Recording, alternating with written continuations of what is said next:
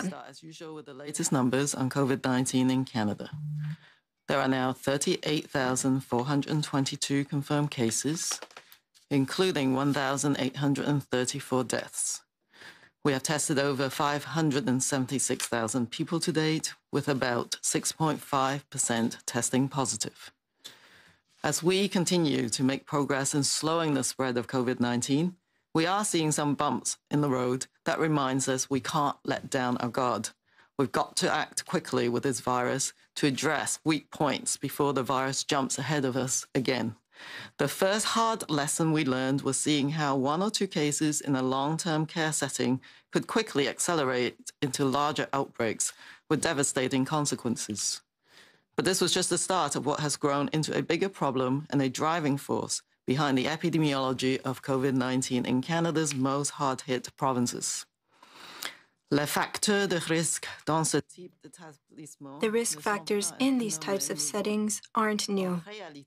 The fact is that the risks of epidemics in spaces with large populations that share common areas and can't maintain optimal physical distancing are at risk of outbreaks. If we are to control the COVID-19 epidemic, we must contain the spread and stamp out the burning embers that can lead to new chains of transmission. To prevent similar outbreaks in shelters and other crowded living conditions, we've got to build up protections and address vulnerabilities. The risk factors in this type of setting aren't new. The fact is that in closed spaces with large populations that share common areas and can't maintain optimal physical distancing are at risk for outbreaks. If we are to control the COVID-19 epidemic, we must contain spread and stamp out the burning embers that can lead to new chains of transmission. To prevent similar outbreaks in shelters and other crowded living conditions, we've got to build up protections and address vulnerabilities.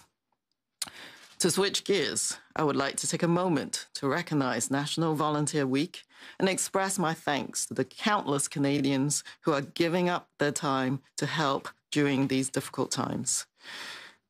Whether you are reaching out by getting groceries or medicines for our elders, putting together hygiene kits for people experiencing homelessness, finding new ways to keep vulnerable populations involved in programming or providing care packages and support to essential workers on the road and on the front lines, your support and kindness matter, providing much needed care to sustain our spirits and shared humanity. Thank you.